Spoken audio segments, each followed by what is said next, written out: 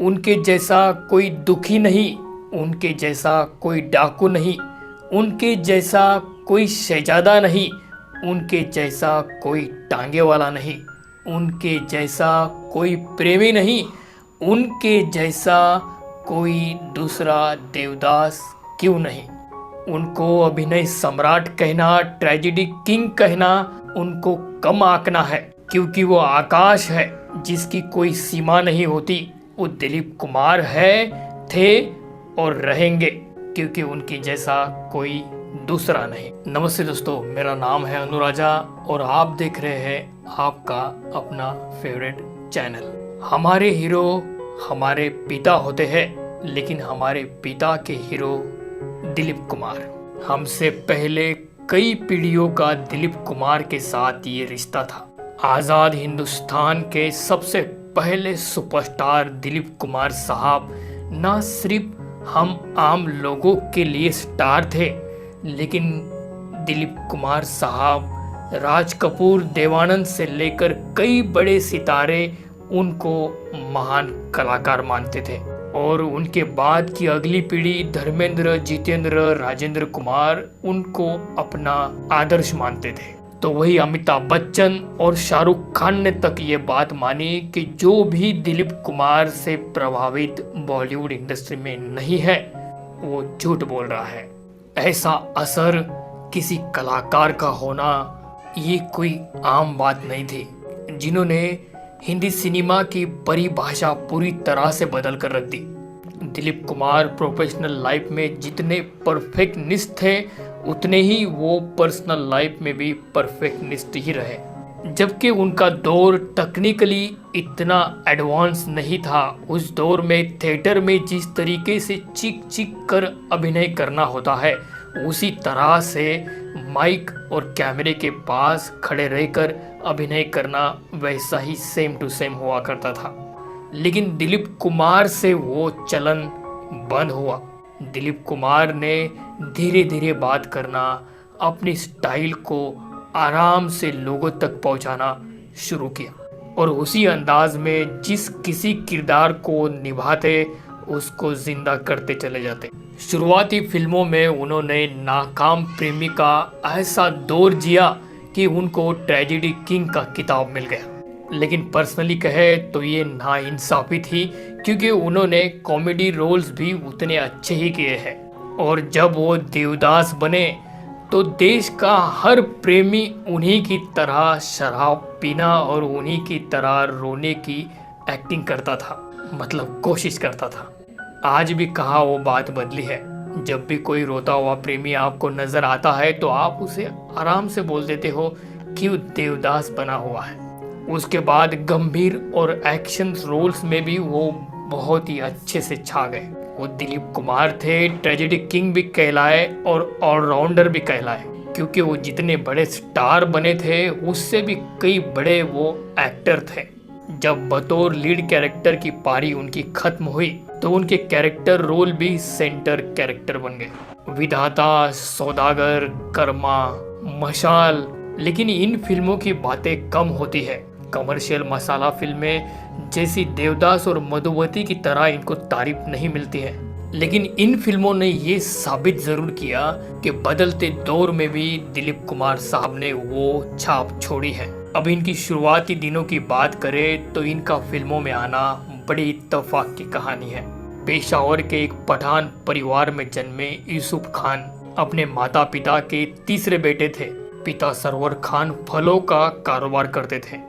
अब उस कारोबार में उनको घाटा हुआ तो उन्होंने पुणे के फौजी कैंटीन में एक साधारण सी नौकरी कर ली। और जब मुंबई आए तो उनकी बॉम्बे टॉकीज की मालकिन देविका रानी के साथ मुलाकात हो गई और सिनेमा जगत में आने के बाद यूसुफ खान की किस्मत पलट गई। उनको अब नया काम मिला था, नया नाम भी मिला था। यूसुफ सरवर खान एक्टर दिलीप कुमार बन गए थे। 1944 की फिल्म ज्वार भाटा से इनके करियर की शुरुआत हो चुकी थी, लेकिन इनके करियर की कामयाब फिल्म थी 1947 की जुगनू फिल्म। जब देश को आज़ादी मिली थी, वह आज़ादी का उदय काल था और दिलीप कुमार साहब अपने अभिनय से देश के नौजवानों को नए सपने, नई इंस्पिरेशन दे रहे थे। अब ये ज़माना ब्लैक एंड वाइट फिल्मों का दौर था, लेकिन उनके अभिनय की अदाकारी के रंगों में हर कोई सराबोर हो गया। 25 साल की उम्र में दिलीप कुमार साहब देश के नंबर 1 अभिनेता बन गए। उस समय दिलीप कुमार की राज कपूर देवानंद के साथ राजदेव कुमार त्रिमूर्ति मशहूर हो गई, लेकिन देवानंद साहब ने हमेशा ये बात मानी कि अभिनय के मामले में दिलीप कुमार साहब उनसे बहुत ऊपर है। जबकि ये बात बहुत ही कम देखने को मिलती है, क्योंकि फिल्म इंडस्ट्री में प्रतिस्पर्धी जबकि देवानंद साहब और राज कपूर ये बात मानते रहे कि अभिनय के मामले में दिलीप कुमार साहब बहुत ऊपर है, जहां ये बहुत कम देखने को मिलता है, क्योंकि फिल्म इंडस्ट्री की प्रतिस्पर्धा आप जानते हैं, ऐसा कम ही देखने को मिलता है कि एक स्टार दूसरे स्टार की तारीफ कर रहा हो। लेकिन देवानंद और राज कपूर साहब के बाद भी अगली कई पीढ़ियां दिलीप कुमार साहब को अपना आदर्श मानती रही। असल जिंदगी में दिलीप कुमार साहब को कई बार मोहब्बत हुई। पहली बार उनके मोहब्बत के चर्चे कामिनी कौशिक के साथ शुरू हुए, लेकिन उनका रिश्ता टूट गया। कुछ वक्त बाद उनकी जिंदगी में मधुबाला की एंट्री होती है, लेकिन ये रिश्ता शादी की मंजिल तक पहुंचने ही वाला था कि बीच में मधुबाला के पिता अताउल्लाह खान आ गए। कहते हैं कि उनके पिता ने निर्माता बी.आर. चोपड़ा के ऊपर मुकदमा कर दिया था और उस मुकदमे में दिलीप कुमार साहब ने बी.आर. चोपड़ा की साइड ली थी। इसी वजह से मधुबाला और दिलीप कुमार के रिश्ते में खटास आई थी, और जब मुकदमा खत्म हो गया तो दिलीप कुमार साहब ने मधुबाला से शादी की बात की। तब मधुबाला ने कहा कि पहले मेरे पिता से माफ़ी मांगो, सॉरी बोल दो। तो दिलीप कुमार साहब ने वो माफ़ी नहीं मांगी, सॉरी बोलने से इनकार कर दिया, और उसी दिन ये रिश्ता खत्म हो गया। आगे अपनी निजी जिंदगी को जिस गरिमा जिस तरीके से दिलीप कुमार साहब ने निभाया, ऐसी मिसालें कम ही हैं। फिर दिलीप कुमार की जिंदगी में आई सायरा बानो। सायरा बानो जो थी वो दिलीप कुमार की बचपन से ही दीवानगी वाली फैन थी। सायरा बानो की मां ने दिलीप कुमार से मिलवाया, क्योंकि सायरा बानो भी एक्ट्रेस बन चुकी थी। मुलाकात के बाद दोनों में प्यार हुआ। फिर 1966 को दोनों ने शादी कर ली। उस समय सायरा बानो की उम्र 22 साल थी और दिलीप कुमार साहब की 44 साल। लेकिन दिलीप कुमार और सायरा बानो के खूबसूरत रिश्ते के आड़ उम्र कभी नहीं आई। सायरा बानो दिलीप कुमार साहब के आखिरी वक्त तक बहुत मोहब्बत से उनका साथ निभाती रही। बीच में फिल्मी मैगजीन्स में बहुत बड़ा स्कैंडल खड़ा हो गया था, जब ये खबर आई कि दिलीप कुमार साहब ने आसमा रहमान नाम की औरत से शादी कर ली है, जिसको लेकर काफी बड़ा विवाद खड़ा हुआ। लेकिन 2 साल बाद ही दिलीप कुमार साहब ने उनको तलाक दे दिया। लेकिन सायरा बानो लगातार हर कदम पर दिलीप कुमार साहब की हमसफर बनी रही। अपने पूरे करियर में दिलीप कुमार साहब ने 8 बार फिल्म फेयर अवार्ड जीता है, जो एक रिकॉर्ड रहा। यहाँ तक कि 1982 की फिल्म शक्ति में दिलीप कुमार साहब और अमिताभ बच्चन साथ में आए। हालांकि दिलीप कुमार साहब उस वक्त सबसे बड़े सुपरस्टार थे। उस वक्त भी बेस्ट एक्टर का अवार्ड दिलीप कुमार साहब को ही मिला। करियर के आखिरी पड़ाव तक विधाता, कर्मा और सौदागर फिल्मों में उनके अभिनय अदाकारी की गूंज रही। लेकिन 50 साल हिंदी इंडस्ट्री में सक्रिय रहने के बावजूद उन्होंने सिर्फ 62 फिल्मों में ही काम किया।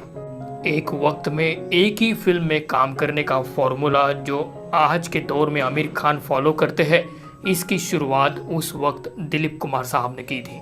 क्योंकि दिलीप कुमार साहब का मानना था कि एक वक्त पर एक फिल्म में काम करने से अभिनय का स्तर कभी नहीं गिरता है।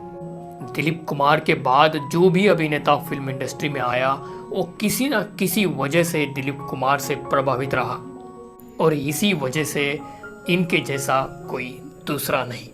तो दोस्तों, आज के लिए बस इतना ही। वीडियो पसंद आया होगा तो इसको लाइक करना और चैनल को सब्सक्राइब करना। धन्यवाद।